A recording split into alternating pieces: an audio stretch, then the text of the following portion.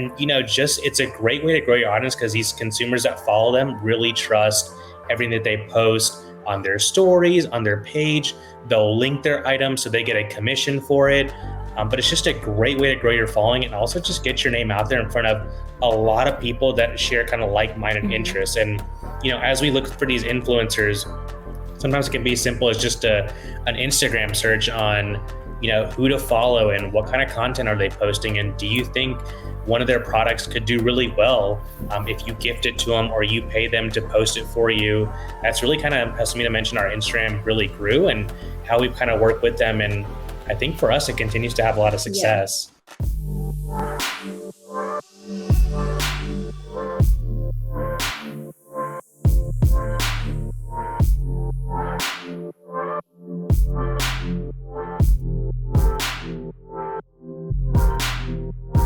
Hey guys, what's up? And welcome to another episode of the Laser Source Podcast, the number one podcast if you are looking to grow or scale your laser business today.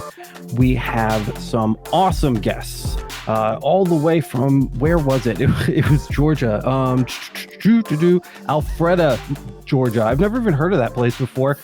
We have Anuj and Samita from Homebound Custom Creations. I nailed it. I was so worried I was going to butcher that, and I did it. I'm so proud of myself.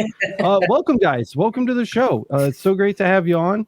You look ready to chat, and I just got like a ton of things that I want to pick your brain about. The first of which, obviously, this is where I have to start because I always freak out when we have guests that come on the show and they have a big social media following. That's you guys, 33.5 thousand followers on Instagram. What?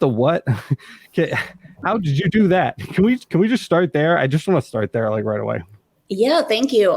That is actually how we grew our laser business. To be honest, when we first got into this a couple of years ago, we had no experience. So I am an attorney by trade. Anuj is in sales, dabbled in some marketing, but we had no experience with the laser, never had a business Instagram account, never had a business, period. So it was all new for us, but we, just started posting content, things that we were making, some behind the scenes, and we saw that people really liked that kind of content, and we just slowly grew from there.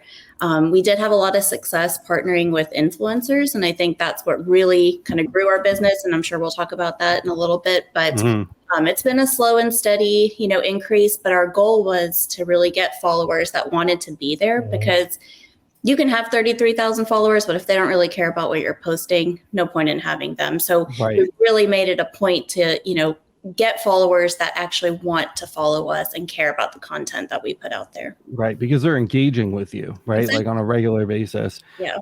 I mean, so we all take photos of the work that we do and we share it. We're engravers, right? That's like the way, a picture's worth 1,000 words, especially when it's on social media.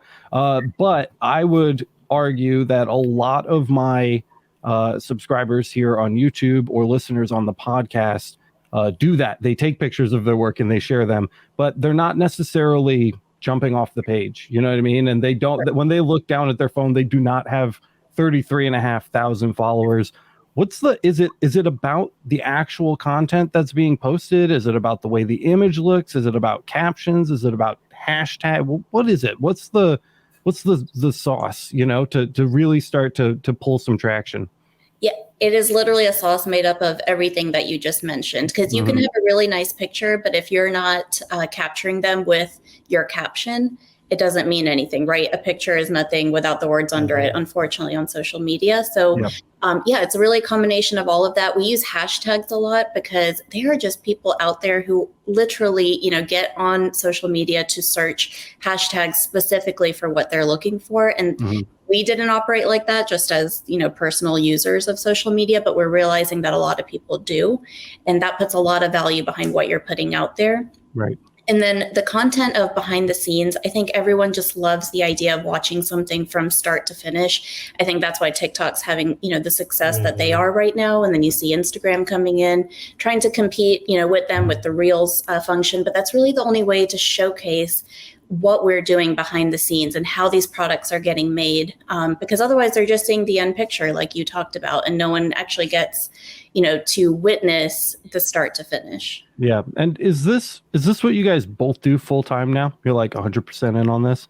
It is no, we would love to be there. Eventually, that is our goal, to eventually get there. But we both work full-time jobs. Yeah. Sure. I started as a side hustle, now moved into what seems like a full-time business, and almost like a third business, because now we have a little one at home as well. So we're juggling our corporate jobs plus the business now of almost a 5-month-old. So right, busy.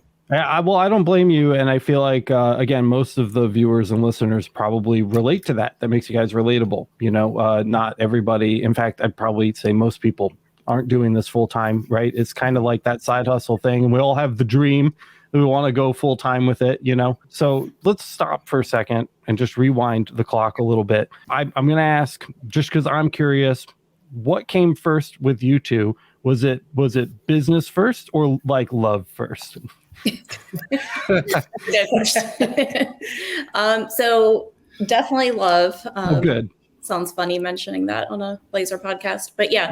So we met 6-7 years ago. We've been married almost 6 years. We were just living our normal, boring married life, and we bought a new house. And I went shopping for home decor, like anyone would, and. Sure. I ended up getting a set of stamped books. So I don't know if you've seen them, but they're old books where, you take the spine off the book and you kind of hand stamp different words on there. I spent way too much money on it. I was really excited, brought it home, showed Anuj, look what I got. And he, he's a really good DIY and crafter. So he took one look at it and said, I could have made you that for like $5. So I was like, no, you probably couldn't. And the next day he did. So was a challenge accepted. Yes. Challenge accepted. It literally came back from my business trip. She's like, look what I bought. This is so nice. Look at it. And I was like, hold on, how much did you spend on this? And I was like, for 3 sets of old books? I was like, oh my God, Samita. And that's when, it kind of started. Yeah, that's where it started. So he actually made a set the next day, just, again, to accept the challenge. And I actually thought they were really nice. So I posted it on Facebook Marketplace to see if anyone else would, like a set. And I think we were charging like $15-20 for them. And in 1 week, we got almost 50 orders, which seemed like a lot for us because we were doing this off of our kitchen counter. We were scrambling to find old books. We ran to Michael's and bought our first set of stamps. And yes, we used a 20% coupon because we're savvy. But, that was it. That was the initial investment into this business, was literally under $50. And from there, we did stamp books for about a year. And we launched our own website. Before that, we had a stupid little website on Google Sheets. Google Sheets, right? So we, tried to do it as financially savvy as we could for however long we could. But then we eventually, about a year into having books, we thought our audience needed a new product. So Anuj had done some research on a Glowforge. We ended up buying one, and our only goal was to do cutting boards. That was it. That's all we wanted a laser for. Right. And it was specifically those handwritten recipe boards, that everyone just loves. So people love them. Yep. We'll love them. Yeah. And that was it. That's just what we thought we'd have a laser for. And now here we are 2-3 years later. Famous last words, right? That's the first step for many people. They're like, I'm just going to get a Glowforge for this one thing. And then you just kind of like tumble down like Alice into Wonderland. Yeah. So what got you, because that's not all you do now, so I'm assuming, was it like a slow crawl, or did you guys like crack the whip when you saw there was something there and like start expand? Because your website's loaded with stuff. Just loaded with, so you guys have tons of products now. So I'm assuming that there was like a transition period where you were like, okay, we have limited expectations. So like, okay, we really need to start tackling different, a different variety of like product and target audiences.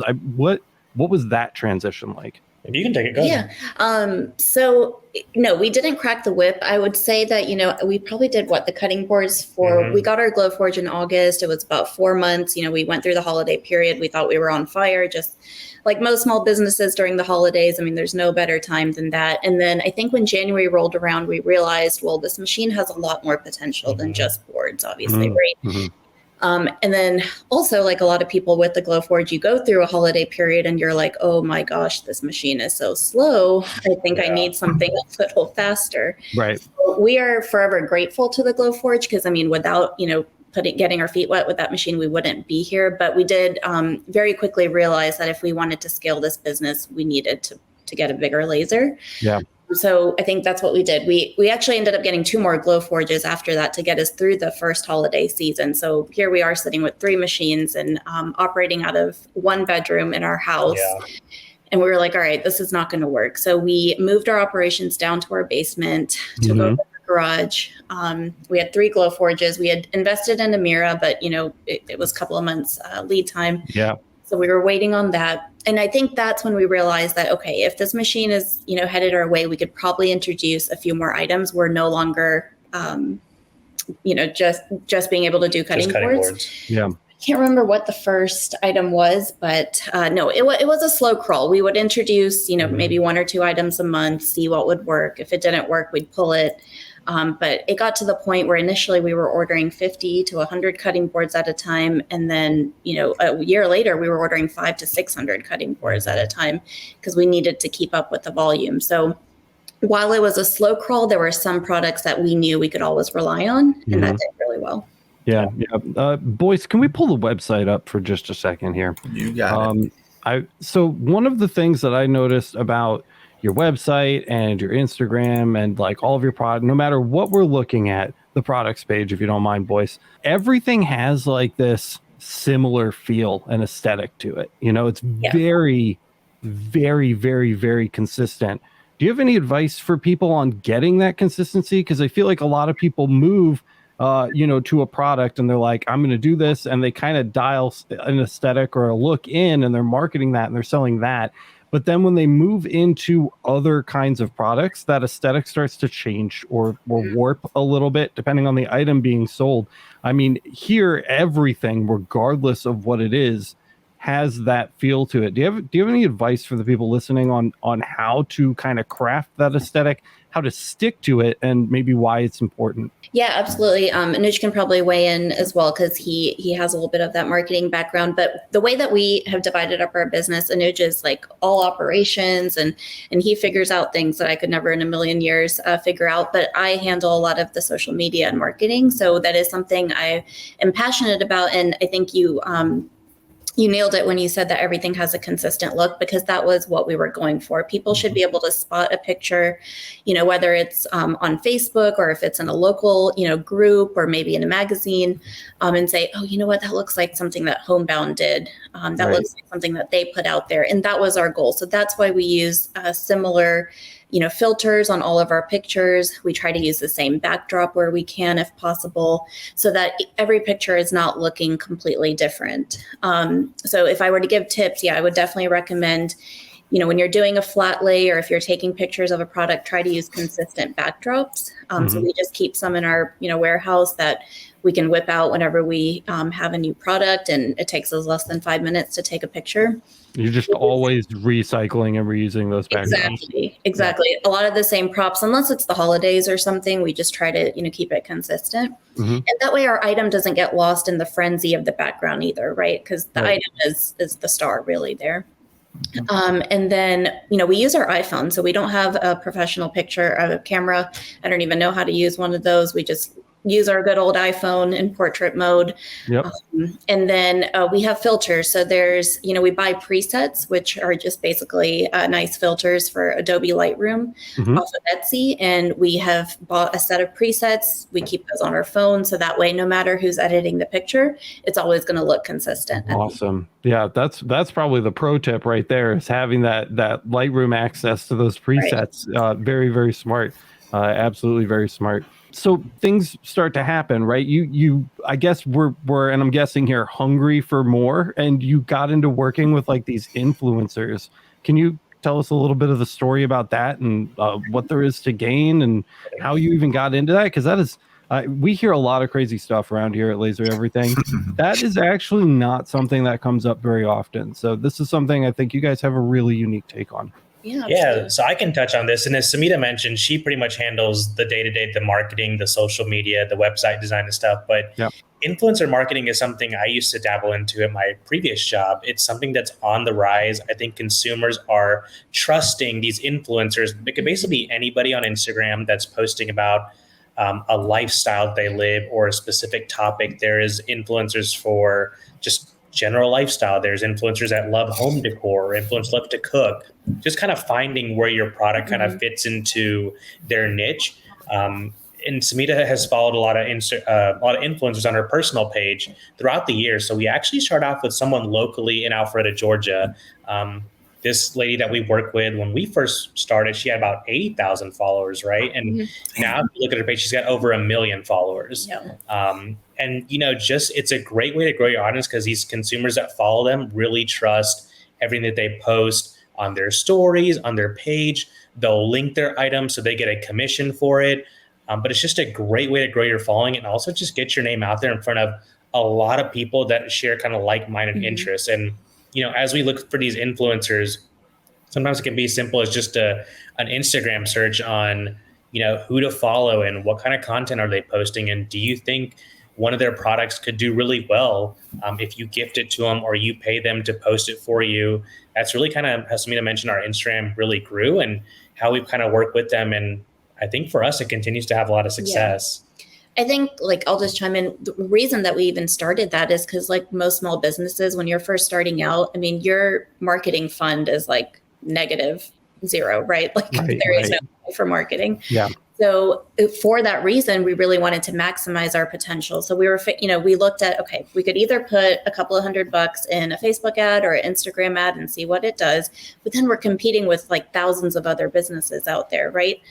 So instead, we said, why don't we spend that same couple of $100, send them a cutting board. We know, on our end that our cost is $10 for the board, a couple of minutes of engraving time and then shipping cost, right? So at max, we're out maybe $20, $25. If they don't post it, they don't post it. We took a chance. But if they do, the return is so much greater. Right. And we had success with 1 or 2 influencers. We realized, okay, our money is way more spent doing that than competing, with the Facebook or Instagram ad.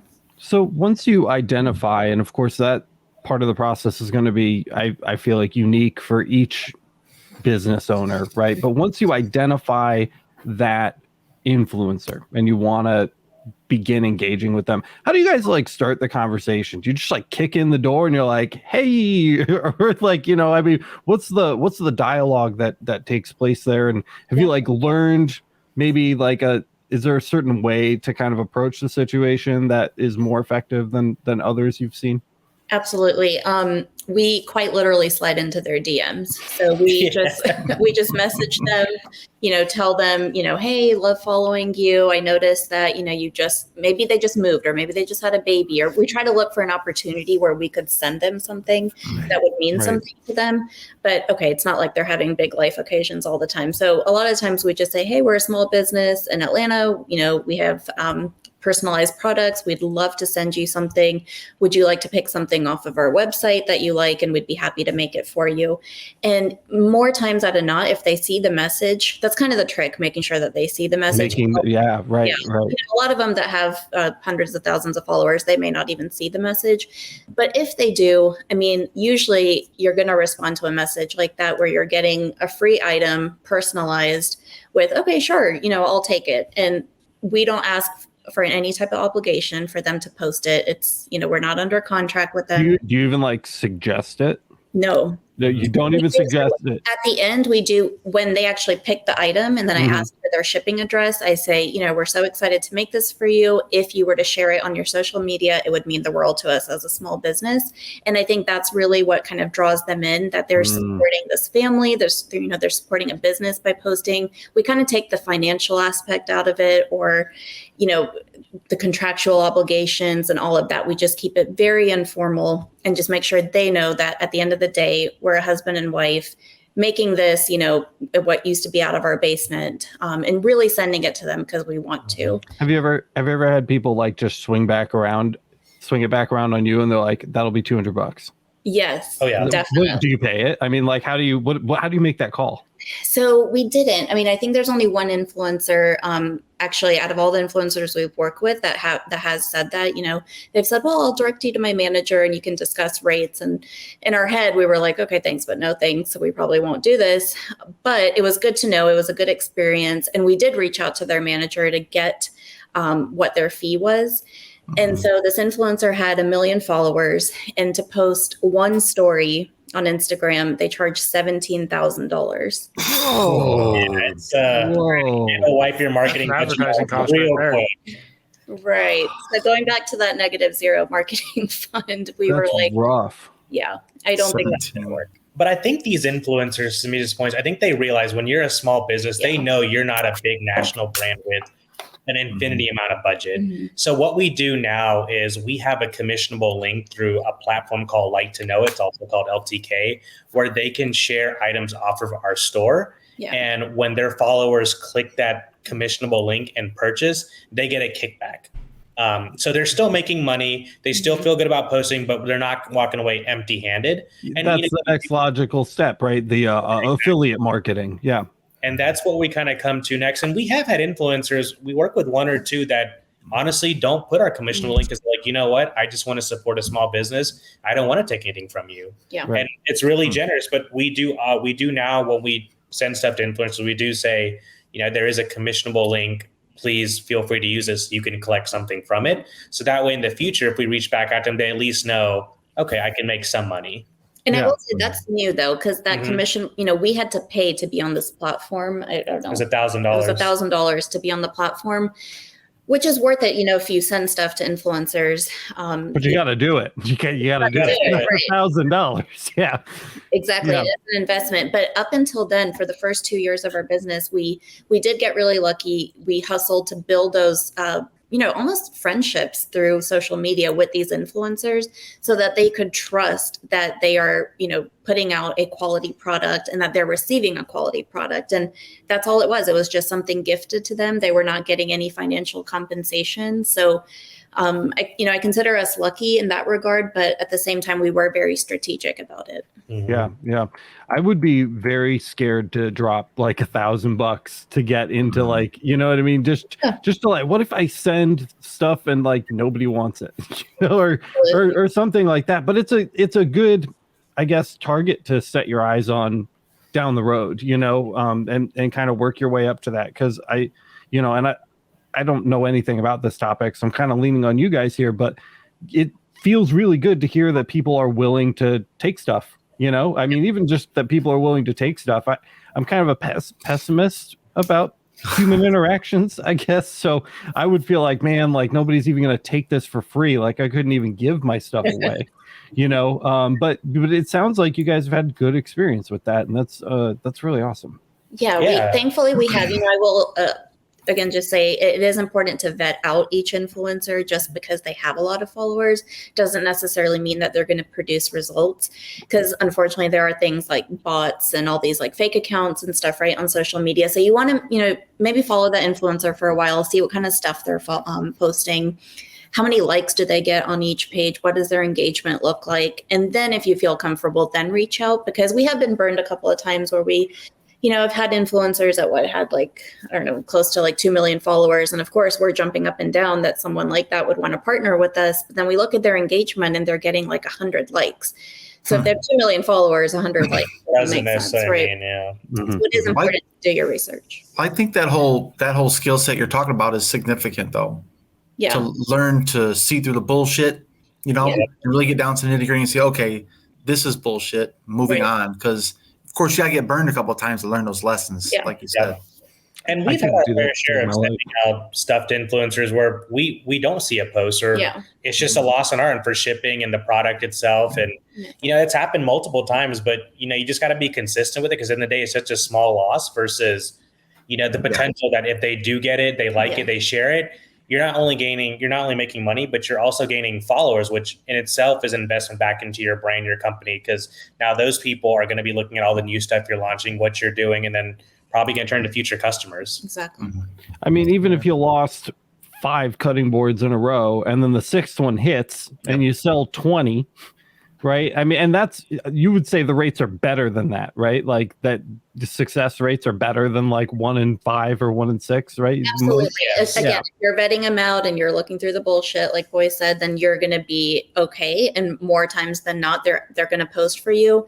And anytime an influencer, I would say anyone above 100,000 followers post for you, you're going to probably end up with more than 20 orders. So it's going to more than pay for itself. And again, you're capturing, not only are people ordering, but they're also following you then on social media. So you're capturing them for the long run, because now 6 months later, they may need something again, but they follow you, they see something you post, and they may make a repeat purchase. Right. Well, it sounds like also it's like a strategy that like venture capitalists deploy is boom, boom, boom, boom, boom, boom, boom. Not a big loss to them putting 20 grand into a business, but then that one takes off. They make a $20 million return. That one out of 100 that really supports all their other risks they take, and that's kind of how that sounds to me.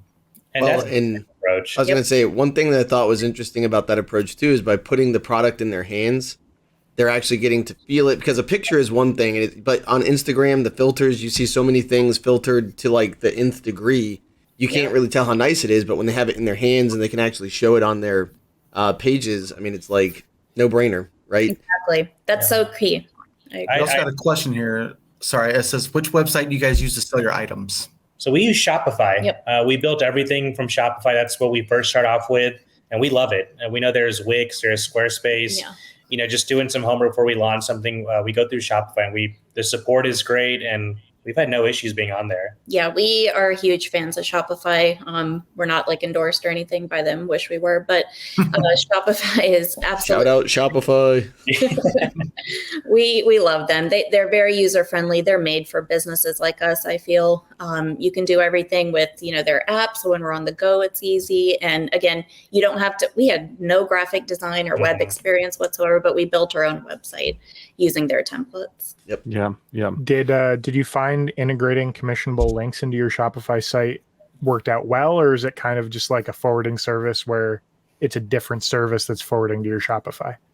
So for us, because we're on that platform, the Like to Know It platform, that actually handles the commissionable link for you. So they're able to just go to our website, pull our direct product link, and then link it via their Like to Know It, and that's what creates the commissionable link. But Shopify does integrate with that really well, so we haven't had any issues. Yeah. Very cool.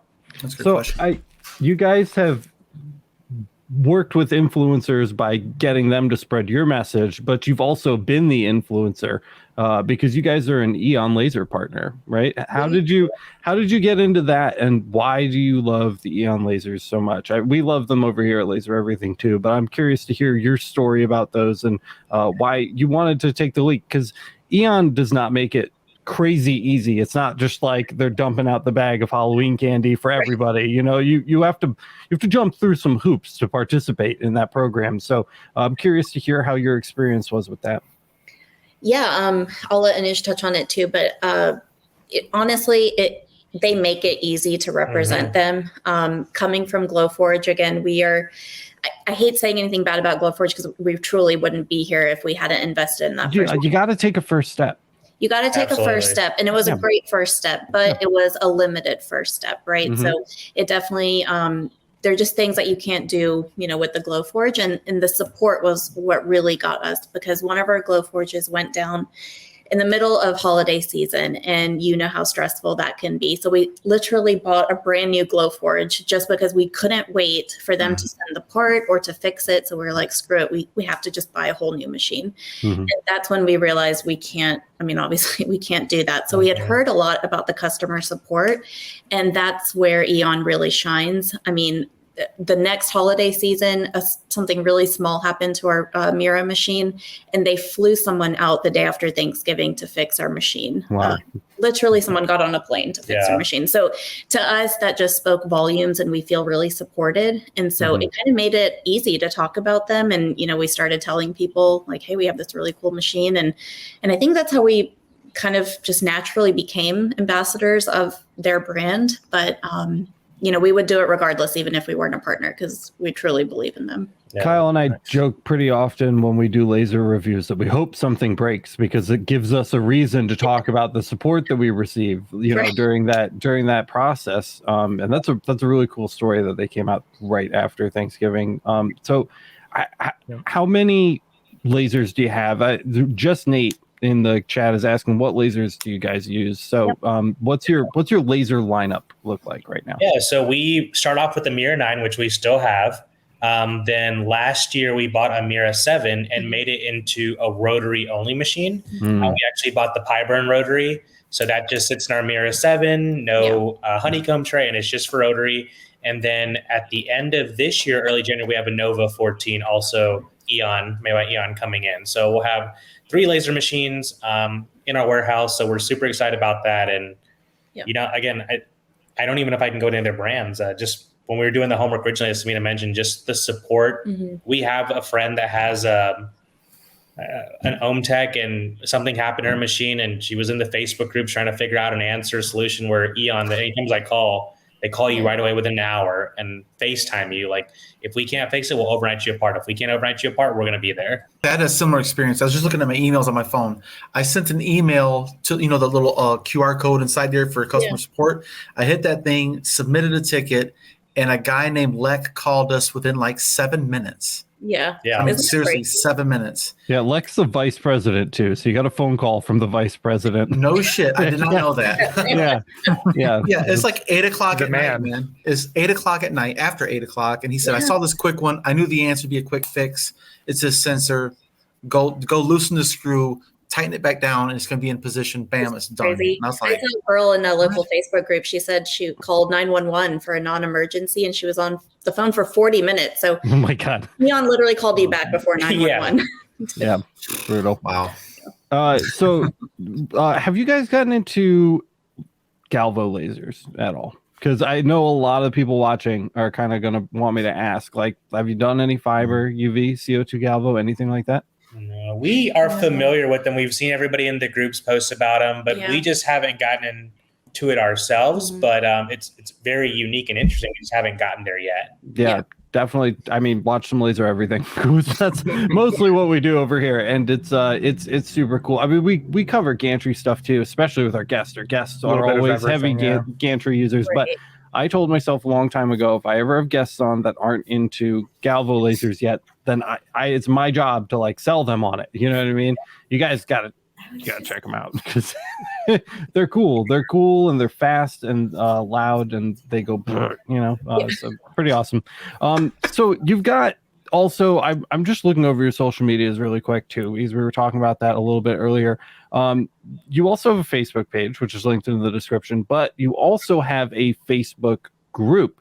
And the name of the group is the Homebound Laser Learners Group. So you guys do some educational stuff as well. It's not just sell and be sold on the lasers or the products, but you guys are also doing some form of laser training or laser education as well. Yeah, so I'll kind of kick it off and I'll flip over to Samita. I think when we first started this, I feel like we wouldn't be in the position we are without the community support. Yeah. We were constantly in the different groups. We were asking questions. We were looking for support. And we strongly believe there is just so much, business to go around. We truly believe in community over competition. So we felt like it was a good way for anybody that does, our laser learning classes that we offered to kind of have their own group and, where we can share advice and support and just help each other learn on what's working for you, what's not working, what's new on the market, what new materials out there. So it was actually Samita's idea to kind of say, I want to do a class to teach others on what we've learned to grow their business because we've had good success and there's just so much to go around. Yeah. And a lot of it started with the influencer marketing because, like you said, that was a little unique, especially 2 years ago when we first started doing that. There weren't a lot of people in the laser space that were, voluntarily sending their stuff to influencers, right? So that's really where we started the class. We said, hey, other people should be utilizing this. There are plenty of influencers around. Let's teach other folks how to do that. And, we have a class that we still teach today, but a lot of people wanted to carry the conversation on after the class or pick our brain on things. So that's why we started a group. And that's really all it is today, just a place where you can ask a question, hopefully no judgment. It doesn't matter if you're a beginner or if you're an advanced laser owner, but just a safe environment to come ask a question. Sure. And that group, do you have to have been in the class before in order to join the group? That's how it initially started. But, people started inviting their other friends or their laser buddies. So we don't necessarily have that requirement right now.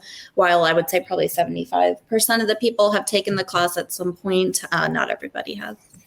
And the R. Roberts says the class is awesome. You're getting a shout out already. There it is. Thank you. Good job, Roberts. When people hear the term laser class, they are thinking like lots of zeros at the end of the price tag. But from what I saw on your website, they're actually pretty expensive, kind of easy hop in situations. Is that accurate? Yeah, it is. So, I know there are a lot of, awesome classes and tutorials out there. Ours is more a short class. It's, 2 hours, and then it has a built-in Q&A time period as well, because we tried to cover everything that we could, but we of course want people to be able to ask questions, that they think of as well. So we actually dedicate a whole hour of the class to just open Q&A. So it is, it's only $20. We actually donate a percentage of that to a nonprofit. A family friend of ours does a lot of great work in India. So we donate a percentage there. But really the goal is to just open up a conversation, share a little bit of knowledge that we have, but then allow people to ask their questions in return. Yeah, that's awesome. And it's I see you have it there, Boyce. You go ahead and throw it up if you want to really quick. This is one of their classes that's on there. It's coming up in November. What does it say? November 14th. Yeah, 14th. It looks like $20. I mean, that really sounds like you guys said, the price of a cutting board. Okay, well, I think that's a valuable thing to learn. Some really skill sets. It sounds like we actually got a little bit of a sneak peek into the class here on the podcast today from some of the questions that I was asking. So we cover those things in more detail if you register for this. Absolutely. Yeah, we spend a good bit of it on influencer marketing and how to use social media, how to just use free techniques, to grow your business. Because again, going back to that marketing budget, we didn't have one. So, we just share all of the tips that we use to grow the business organically. And we still use those, tips today ourselves. And on top of that, we share about stuff about, how to take photography. All the photos you guys see on our website are all props we have around our house. So it's not like we're going out of our way to buy, ribbon or, fake plants and stuff. It's everything we have at home. And so we include that. We talk about the different suppliers that we work with. Yeah. We talk about working with real estate agents, which is a big part of our business as well. How to work with boutiques and get your product in, pricing strategy, because we get asked a lot, how do you price out your products? Yeah. What's the formula you use? How do I know if I'm getting a good return, if I'm charging enough? So a lot of different things we cover on there. Yeah, absolutely. Yeah, really cool. And if somebody wanted to sign up, they just go to the website, they add to the cart, right? And then what happens after that? Just to give people like kind of an idea of like what the process is like. Are they joining like a video call? Is it something that's pre-recorded? How does it kind of all take place? Yep. Great question. So they would add to their cart and then they'll receive a Zoom link. So we actually go live. So the next one is November 14th and it'll be a live class, really similar to you guys, 9 p.m. Eastern. The first hour we present, all of the knowledge that we're hoping to share. And then 10 to 11 p.m. is the open Q&A. Awesome. Very cool. Very cool. I do want to shout out, I saw Robin Roberts who put out something. She's actually started a magazine called Laser Focused. Cool. Seen that? And I've not heard of that. It is super cool. Her first issue, I think, came out last month, but it is just a great resource for all of us in the laser community. And we're contributing to an article. Her next issue comes out November 1st. So it's pretty neat. Do you have a URL for that? You want to plug real quick? Oh, look, you found it real quick. That was fast. Yeah. So, sorry, Voice guys. is on fire. I think you just have to subscribe to it, and then the issue gets delivered to your inbox with the digital magazine. So Awesome. That sounds like a future podcast guest we might have to have on to talk about the magazine. That'd be a cool episode. Oh, hey, cool. With Daryl Aspen of Spin Customs. That's awesome. That's really cool. That's cool. Oh man, this is kind of actually it's a funny photo. I like that. It's a sign. Literally. That was designer. Yeah. I have to ask, since you guys have done so well with Instagram, are you looking at expanding into something like TikTok or other platforms too?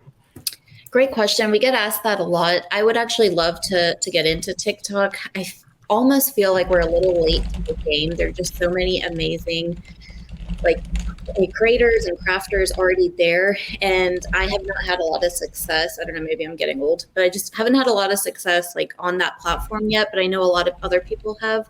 So that is something we're looking at for 2023. I just think that we have to approach it a little differently than we do on Instagram. Your audience is different as well.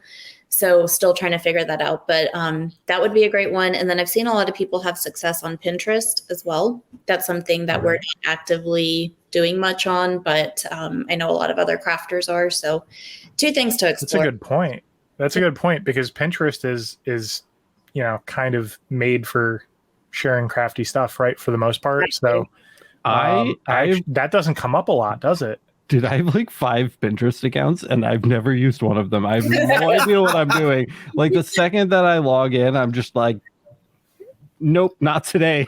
Yeah, it's overwhelming. It's There's so much confusing. stuff on there, and I don't really quite get how It is. I don't. It's a lot. It's. I mean, to be fair, too, when you're looking at basically any other platform, too, it can be overwhelming when you're first starting out. So I imagine it's something like that, but it does seem like a lot to me, too. Yeah. And I know people like make a killing on Pinterest. You know, their pins get like 80 billion shares or whatever. Yeah. And I'm like, I don't know how to put pins on like a board or like share that with people, or like how do you get views? Like what are the metrics? All over my head. I don't know. It's completely over my head. It's over our head. I think someone mentioned in the chat, Instagram Reels is something we're probably going to focus on more. Yeah. I think the way the current Instagram algorithm is, you're getting more success Reels and kind of that behind the scene, then kind of leading up to the end product where people are like, oh, I want to buy that. I want to put my family's name on that board, or I want that bookmark that they have. So I think that's the route we're probably going to take. I've heard that the organic reach right now on Reels is very good at the moment. It's like it's kind of peaking right now. Yeah. Yeah, it's funny because if you put up a static post, like just a picture of a cutting board, I mean, we used to get like 200-300 likes on a picture, and we are lucky to break like 50 now. Yeah. Mm-hmm. It's just, I mean, if it's not a video, it's like not showing up in people's feeds. Yeah. Well, crazy. and I don't know if in the chat that's what you saw me. I just typed about the algorithm. I don't know if you saw that or not, but I literally just was sitting there saying I want to ask your guys' opinion, since that's kind of where your strength is. Like I made a post a month ago, and I put the hashtag Halloween because I just randomly made something kind of creepy for a friend of mine, and literally nothing. Right, I had 120 views on it, not even likes, just views. And then out of nowhere, as soon as it was October 1st, like you said, I think like people must be typing in like hashtag Halloween. Yeah. And now in the past 3 days, and you can even ask like in our Discord chat, I've like said multiple times, like how the hell is this getting like 1,000 views in a day when a week ago it got 100? Yep. And so, I mean, what are your guys' thoughts on that? Is it just the hashtags or any suggestions, thoughts? It could be the hashtag, but it could also be the music. I don't know if you added music to your reel. Yeah. But I have noticed, so I would, work so hard on this like content, right, for our business. Not wrong. And like spend all this time. And then, we had a baby. So I used this like really popular song that people use for babies. And I just made a simple reel of him in his crib. And it got close to 1 million views on my my personal account. Wow. And it's so frustrating because I didn't do any work for it, but it was It was Right. because of the song. Like people just love listening to that song, or they click that song to see what people have made of it. So it could have been that too. Maybe you chose like a creepy Halloween song. I did. There you go. It's like it's the It soundtrack, the very first. Oh, there it's you a go. Yeah. picture of Pennywise, and all I did was just put IT because it's for an IT worker, and he's Nice. kind of creepy. He loves to creep around. You never know he's there, and so we always call him Pennywise. So I made him that little product. Yeah, and so he literally just comes around the corner like, So anyways, it worked out, but it's just one of those things where it's so weird. Like literally a week ago, nothing, and this week like 2,000 views, and like I think it's about to break 100 likes. Like just nothing. It's crazy. Exactly. I wish they would give us the recipes for success. Hey, this month you need to put more music in your reels because that's what's going to get you top, or make sure you include this, at least something to share with us. But it's so hard to get. And I've noticed too, like day of the week, apparently like what's cool is like if you do have a business Instagram, I don't know if who's listening who has one, but if you do have one, it does give you tons of analytics. Yep. And so it literally said that my people apparently like watching my stuff in the morning from 8 a.m. to 10 a.m. And I'm like, I guess that's when they're having coffee maybe. So I post it the night before, they wake up, it's there, I guess. Yeah, So- that's actually something we mentioned on our class, that there are definitely optimal times for posting. We always say that 8 to 11, time, or 8 to 10 time slot. And then again from like 1 to 2 p.m. because people are at lunch or they're taking a break from work and they're just done at work. Yeah. And then again, like 9 to 11 p.m., right? People are in bed. They've, maybe put their kids to sleep. So I definitely believe in that. Mm-hmm. Yeah. We have a comment too in the chat. Jordan McDonald says the most common hashtags will bury your content. What is he trying to say there? Can you expand on that a little bit? Yeah, so I think, we always give the example of like a cutting board, right? If we're going to post a cutting board, we're certainly not going to hashtag it like hashtag cutting board, because like you said, we're going to get lost with like a million other, pictures of cutting boards.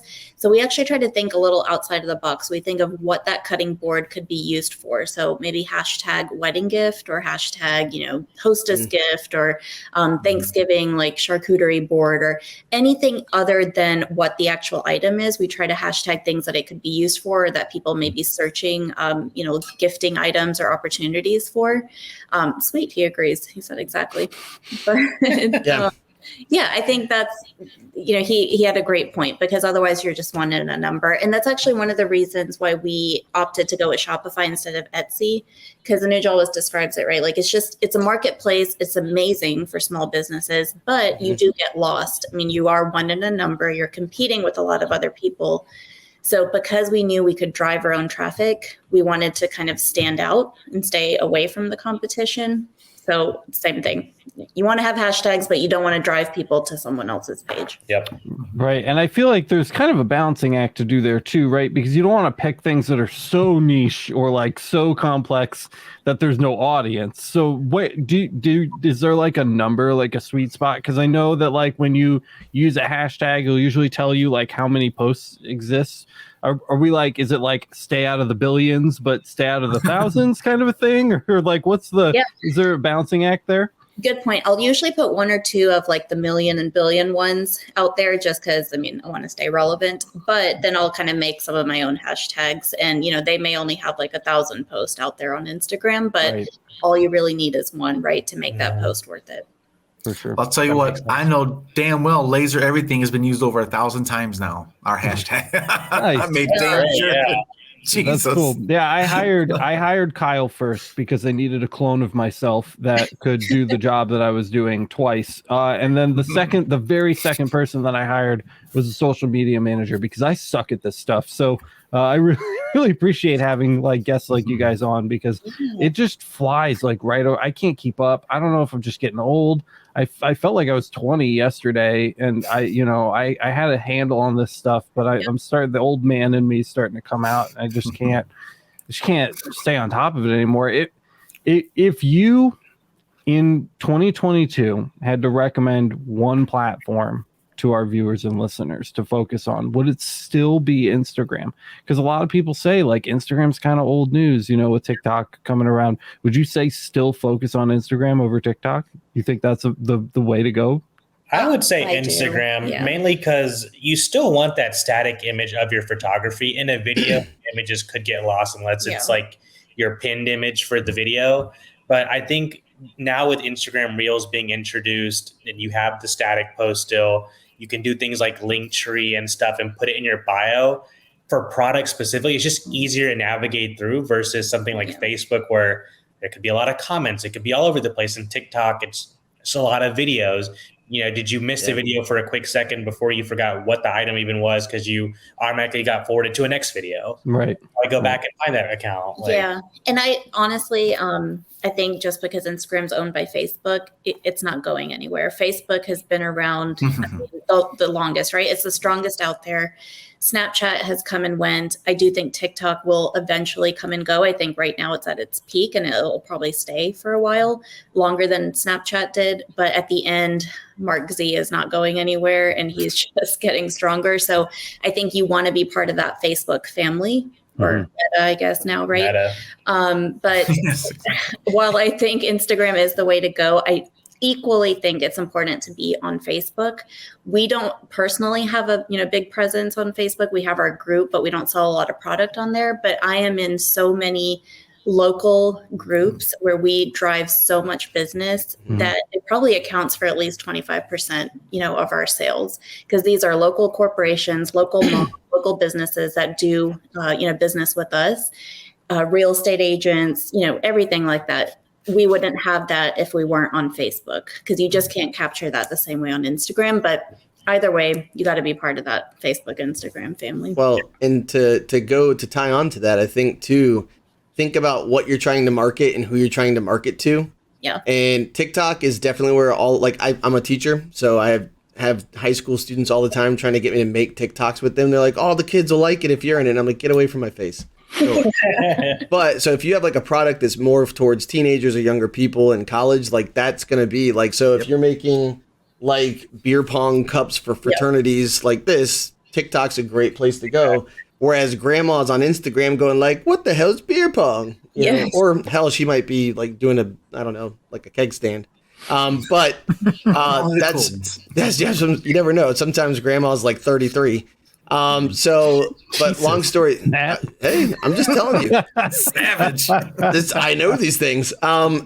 So literally though, I think that matters because that's what you guys were saying. It's product placement, knowing the influencers and where they are and where their strengths are. So if I've got somebody who like all the college kids know and all the high school kids know, and I can get a product in their hand where 17 million people are going to see like, oh yeah, that's dope. Let me get one.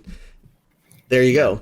Versus, like for me at the end of the night, like you guys said, 9 to 11, my wife is kind of like falling asleep while the TV's on and I'm just kind of scrolling through stuff slowly. That's where I'm at. So good point. I couldn't agree more. Yeah. Well, I do got one question. Since you guys have kind of gotten your feet wet and you dug in your roots a little bit on online sales, what made you guys jump into the brick and mortar back in, I think it's April? You guys opened a store? So we, I guess we should probably clarify. We actually have a warehouse. We opened our warehouse. Oh, warehouse. Okay. And in our warehouse, we have a local pickup option. So we made kind of the front of our warehouse, which has like a little office, so to speak.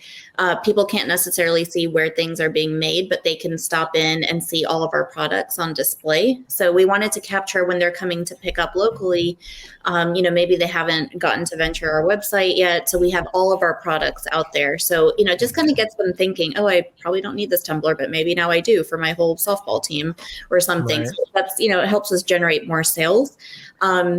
Brick and mortar, we do wholesale. So we do wholesale to a lot of local brick and mortar stores. And we are now on Fair, which is, an online platform if anyone's looking to get into wholesaling.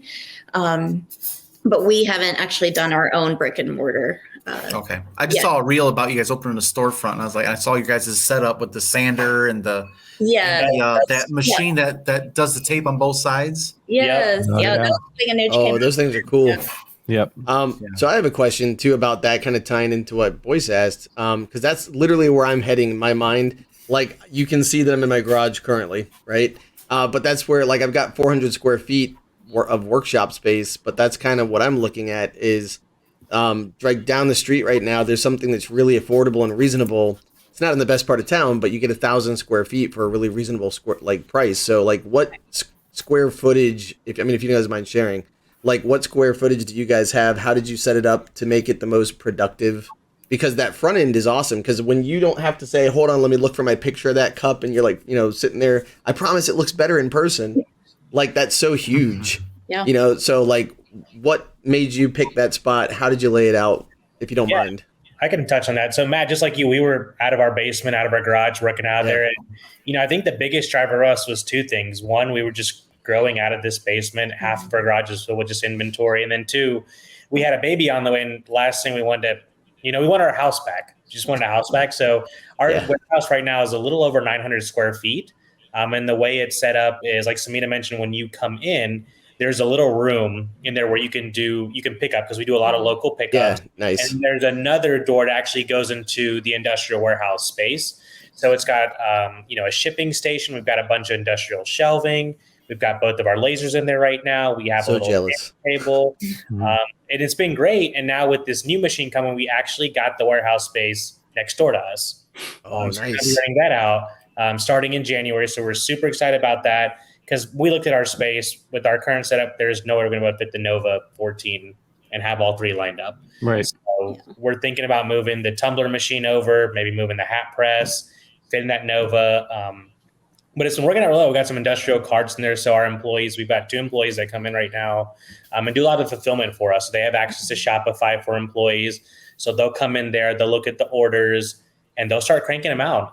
They know exactly what to do. We have a bunch of files already pre-set up for them. So they just got to go in there and change out names. We have position jigs just to make it easy as possible. So literally that's my plan too. Like I teach high school, and like I said, I've got like high school students who see me doing this and they're like, "Oh, Mr. B, like I want to do that with you. Like that'd be awesome." And I'm like, "It would be awesome. Like let's make that happen with the lowest possible price." Right. Yeah. I was going to say, Matt's like labor. Yeah, dude. Well, here's the key word: internship. There you go. I was just going to say that. Rough. This is listen, guys, we've got about 5 minutes left until we hit the hour, and this is getting a little evil in here. Matt, calm down. Okay. Democracy. So before I let you guys run at the end of the show here, I just wanted to give you just that last 5 minutes. Of course, you have the Instagram. We have the Facebook page. The group is there, but you might want to buy the glass first. And the website. It's all linked down in the description below. The last one is the Grow Your Laser business class. Just take the last minute or 2 here and just let people know what they're going to get out of it, why you should sign up, and again, where they can find it, your preferred way. If they want to reach out, talk to you, anything you want to plug, now's the time to do it because we are at the top or at the bottom of the show here. So it's all you. Yeah, no, I appreciate that. I mean, I appreciate you guys having us here. This is really everything, that we strive to do, even in our group and in our class. We just love talking with other people who are in the laser space. I mean, it's so rare. You can't have these conversations with your neighbor or, your other friends. No one's going to understand, the pains of being in the business, but also the rewards that you can get as well. So our goal really with the class is just to help other people who also want to grow their business. Maybe they're, have had their laser, they're just a little frustrated. Maybe they hit a plateau. We just want to help them get to that next level. And if we can even have a small part in that, we would consider it a success. But really, more than anything, we just want to continue the conversation, build the community. Like Anuj said, it is, community over competition. Of course, we're all here to, build a business and, hopefully make $1 or $2 doing it. But there's no reason we can't all, do it together. So that's really our goal. The class is linked on our website at homeboundcustomdecor.com, but you can always reach out to us. You don't have to join the class. If you ever have questions about anything in the laser space, anyone, can reach out to us at any time. Yep. And to Smita's point, we've probably done over 20 of these classes. We started it January of last year. Yeah. So with the class, like I said, we do have a PowerPoint presentation. So it's not just us, just on video the whole time. It only is for the Q&A session. You do get a copy of the recording, and you get access to all the tips and tricks that we have. And, anytime we close out the class, we always say the conversation doesn't have to end here. Yeah. We get people that'll email us even months after, say, "Hey, I took your class back in March, just got my new mirror, had a question about a jig, or can you tell me what you used for this, or where did you buy this?" We're happy to supporting, and topics that are covered: how to work with real estate agents, how to work with boutiques, social media marketing. We talk about different suppliers that we work with, kind of our journey into the laser business, different pricing scenarios that we offer up. And then the Q&A is really what people enjoy. You have an hour just to fire away and ask whatever you want. Yeah. And we get questions from all over the place.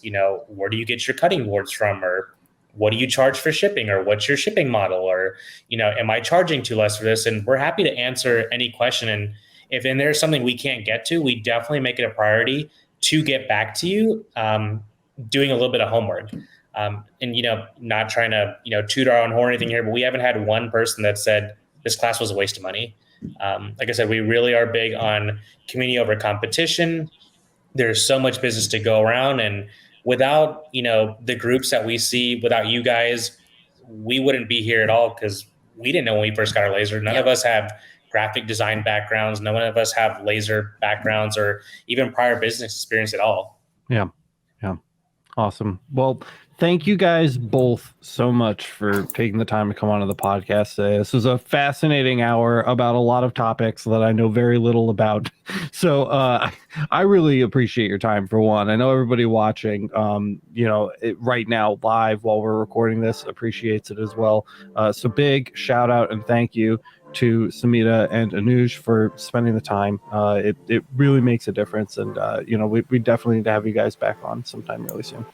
Thank you guys so much for having us. This was great. We really appreciate it. Thank you all. Of course. And that is the end of the Laser Source podcast, everybody. If you enjoyed this episode, if you got value out of it, don't forget to smash the like button. Let everybody else know the content is good. And don't forget to subscribe and hit the notification bell so that you get notified the next time we go live with a podcast episode. If you're listening to this after the fact on Apple Podcasts, please consider leaving a 5-star review on Apple Podcasts. It really, really helps people find us. It takes 2 seconds. You can leave whatever you want. You don't have to write a review. Say, which one do you like better? Instagram, TikTok? What do you think the future of social media is? Leave that in your review. Click the 5 stars. Send it away and let Apple know that we are worthy. And I don't know, boys. You always pick me up when I forget to plug things at the end of the show. Is that pretty much everything? Well, guys, the big thing is the Laser Master Academy. That's of course. I didn't even. So just skipping over the LMA. What the hell am I doing? I'm not doing my job. Of course, the LMA, guys. If you want to support the show, I've said it so many times. Please consider signing up for the Laser Master Academy. It's the #1 way to support the channel. All of the content that we bring you on Laser Everything is viewer supported by members over at the LMA. So big shout out to our LMA members, of course. And as Boyce always says, go buy some merch. Homebound custom decor. Thank you guys one last time. All the links are in the description, guys.